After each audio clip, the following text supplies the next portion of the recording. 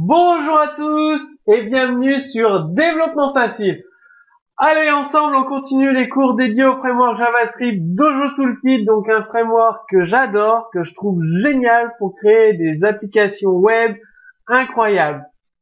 Donc là, vous allez apprendre à modifier le style CSS avec Dojo. Donc c'est parti pour la pratique. Donc vous l'avez vu dans les exemples précédents, parce que je l'ai déjà utilisé.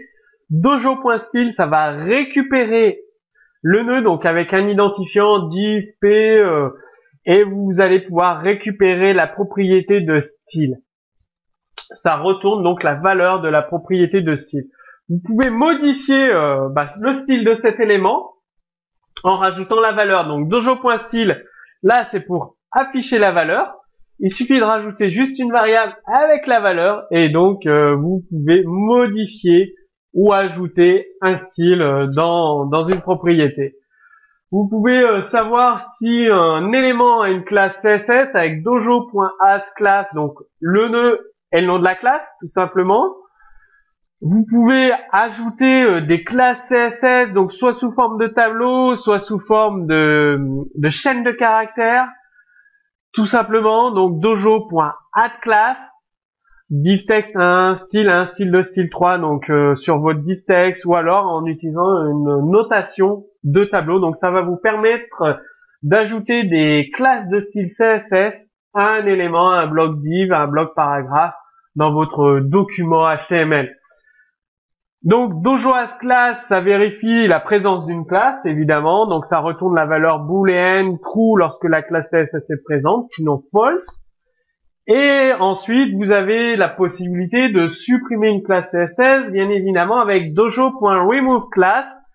Donc vous pouvez supprimer une classe CSS ou plusieurs classes CSS d'un élément. Donc c'est le même principe de fonctionnement que addClass. Soit vous renseignez une chaîne de caractères, soit vous renseignez un tableau avec les différentes classes citées.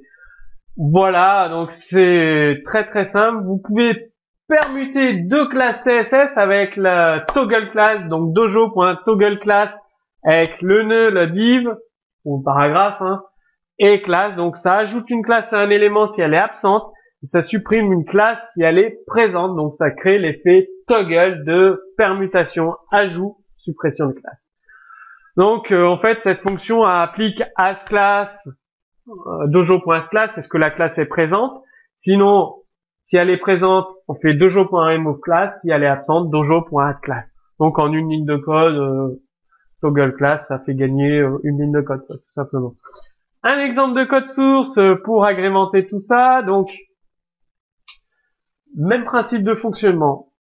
On a notre texte, module 1, on a notre résultat ici, et on a différents boutons, afficher la largeur du module, modifier le style, ajouter des classes CSS, supprimer la classe de CSS style 1, est-ce que la classe style 1 est présente, et l'effet toggle, on permute la classe CSS. À chaque fois, on appelle des fonctions JavaScript, tout simplement.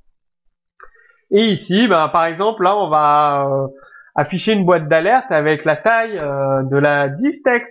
Divtext, elle est là.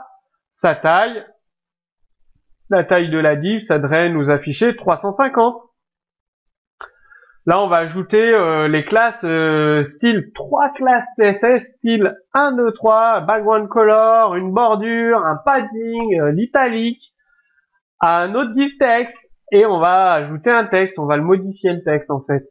Là, on va vérifier est-ce que la classe CSS est présente. Dojo.addClass style 1. Là, on va la retirer, la supprimer, la classe CSS. Alors, on affiche la largeur 350 comme je vous l'ai dit, on modifie le style, on ajoute des classes CSS. Est-ce que la classe CSS est présente? Oui. On supprime la classe CSS. Est-ce qu'elle est présente? False. On peut rajouter. Elle est présente. On peut la supprimer. Elle est absente. Et on peut permuter les classes CSS tout simplement. Donc, en un rien de temps avec Dojo, on peut faire des trucs géniaux avec très peu de lignes de code, comme vous venez de le voir dans cet exemple. Donc, retrouvez un exemple de code source directement sous ce cours vidéo. Mettez en pratique, c'est très important de mettre en pratique les cours dans vos applications web. Si vous avez des questions, posez-les sous le cours vidéo. Et moi, je vous dis à très bientôt sur Développement Facile.